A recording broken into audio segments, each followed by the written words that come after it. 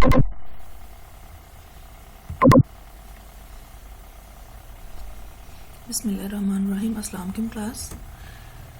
In continuation of chapter number 4, which is alkene and alkyne, some more reactions of the alkenes will be discussed today. So in today's lecture, we will discuss about the addition of water and the second reaction, that will be hydroboration. The first reaction is the addition of water. When the alkenes combine with the water, it gives us alcohol. This process is also called as hydration. Hydration क्या होता है? Addition of water molecule on alkene, and that is known as hydration. तो हमारे पास product जो बनती है इस reaction में, that is alcohol, and the product that is formed according to the Markovnikov's product. Markovnikov के according hydrogen वहाँ जाएगा जहाँ hydrogen already ज़्यादा होंगे. If you look at the alkene,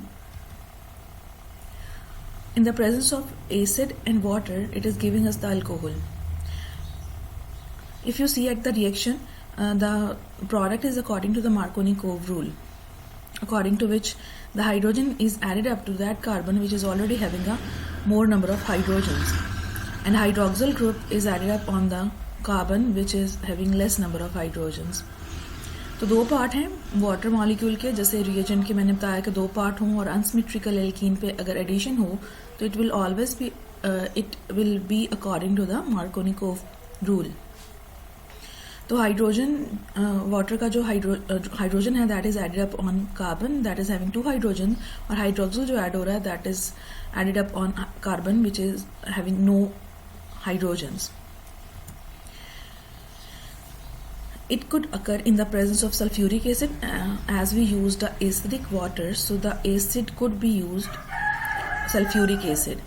As we discussed in the last lecture कि sulphuric acid से सबसे पहले हमारे पास अल्काइल सल्फेट्स बनते हैं और उसके बाद finally when we add a water we obtain alcohol.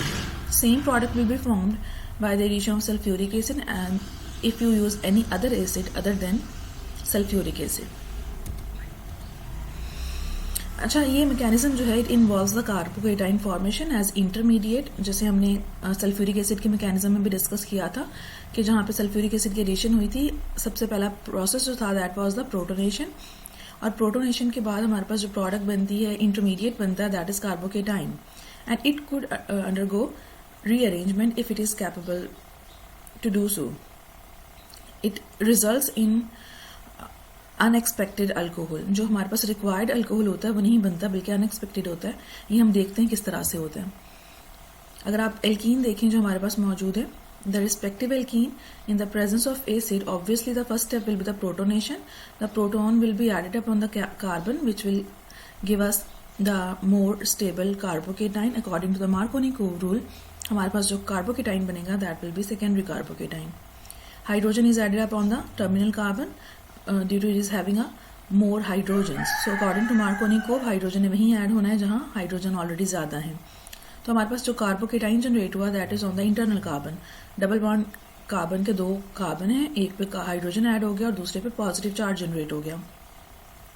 And if you look at the carbocation, this is a secondary carbocation. How it is secondary? Because it is attached with further two carbons. अब ये चूंकि secondary carbocation है, it could undergo rearrangement. And what is rearrangement?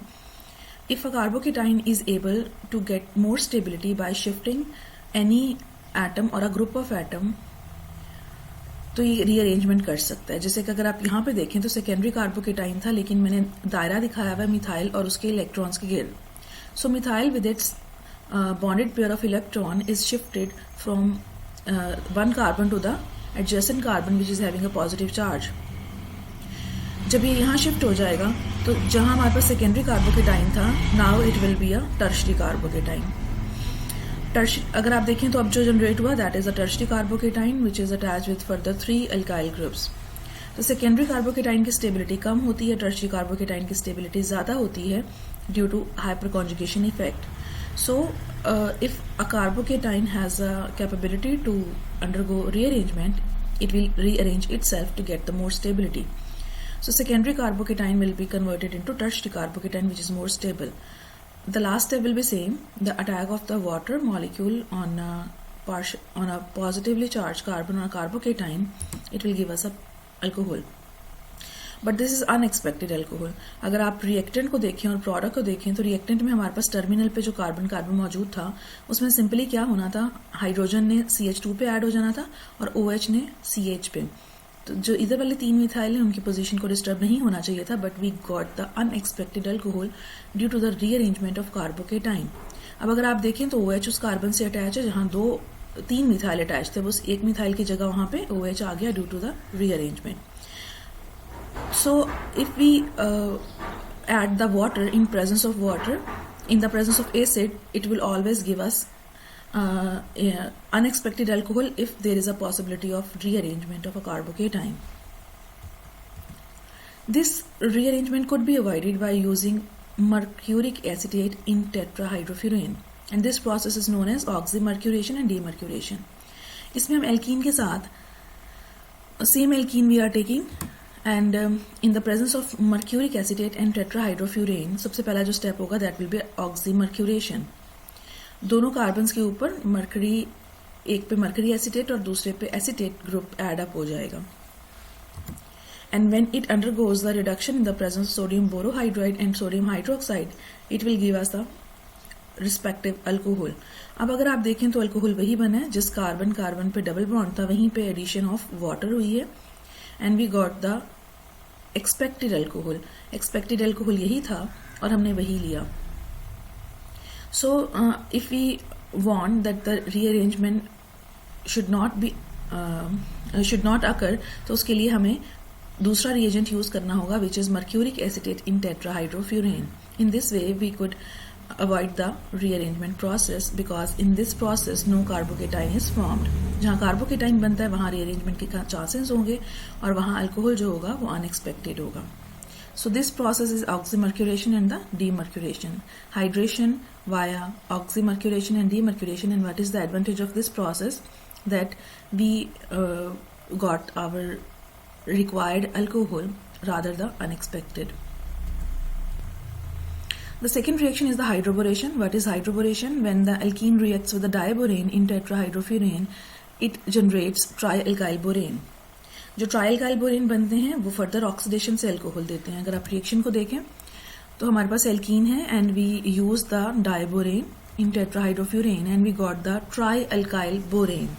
Boron के साथ 3 alkyl group आ गए हैं। Basically ये addition कैसे होती है, बोरोन और हाइड्रोजन की एडिशन है। Boron is added up on the terminal carbon and hydrogen is added up on the internal carbon. Alkene के 2 कार्बन के ऊपर इस तरह से बोरोन और हाइड्रोजन की एडिशन हो जाती है और जब थ्राइस होगी एडिशन तो we got trialkyl borane. और उस ट्राई एल्काइल बोरेन की जब ऑक्सीडेशन की जाती है तो वी गॉट द अल्कोहल। यहाँ हाइड्रोजन पर ऑक्साइड और सोडियम हाइड्रोक्साइड की प्रेजेंस में या किसी भी बेस की प्रेजेंस में जब ऑक्सीडेशन की गई तो वी गॉट द अल्कोहल। अच्छा, अब ये जो ट्राइअल्काइल बोरेन्स होते हैं they are treated in situ. What is the term in situ? In situ से मुराद होता है कि they are prepared within the reaction. उनको अलग करके रखा नहीं जा सकता। ऐसी स्पीशीज जो स्टेबल नहीं होती they are prepared within the reaction and they are consumed further. जैसे ट्राइअल्काइल बोरेन्स हैं, they are not stable, so when they are formed they are immediately consumed in the further reaction. तो जैसे ही बनेंगे उनको next जो है वो use कर लिया जाता है। तो इसको इन सीटू कहा जाता है, which are generated in situ within the reaction. This is very convenient method which is the hydroboration. Hydroboration is very convenient method for the preparation of alcohol with anti-Markovnikov direction. अब anti-Markovnikov के according बन हमारे पास यहाँ पे भी alcohol रहा है और अगर हमने प्रीवियस लेक्चर को प्रीवियस रिएक्शन को देखें तो वहां पे भी अल्कोहल बनता है, लेकिन that was according to the Markovnikov rule. और यहाँ पे जो एडिशन हो रही है वाटर की, अगर आप प्रोडक्ट और रिएक्टेंट को कंपेयर करें तो it is according to anti-Markovnikov. Carbon जो CH2 था उसके ऊपर क्या ऐड हुआ है, OH which is having a more number of hydrogen, और जहां लेस नंबर ऑफ हाइड्रोजन थे CH वहां पे ऐड हुआ है hydrogen. So it is according to the anti-Markovnikov addition. अगर आप फाइनली रिएक्शन देखें तो वही वाली एल्कीन है जो हमने पीछे ली थी, जिसमें हमने अल्कोहल बनाया था in case of hydration, water की एडिशन की थी इन प्रेजेंस ऑफ एसिड। अगर उसके साथ डाइबोरेन यूज किया जाए तो it will give us the anti-Markovnikov product, और अगर उसके साथ हम यूज कर लें वाटर मर्क्यूरेशन का प्रोसेस, क्योंकि अगर हम मर्क्यूरेशन का नहीं करेंगे सिंपली एसिड को यूज करेंगे विद वाटर तो वो हमें अनएक्सपेक्टेड अल्कोहल देगा। तो मर्क्यूरेशन और ऑक्सी मर्क्यूरेशन के रिजल्ट में हमारे पास जो प्रोडक्ट बन रहा है that is according to Markovnikov rule. and by the addition of diborane we are getting the anti-Marconi-Cove product. So in the both reactions we are getting alcohol, and this alcohol could be according to the Marconi-Cove and the anti-Marconi-Cove depending upon the reagent which we are using. So it was all about today, the addition of water and the hydroboration. Good luck. Allah Hafiz.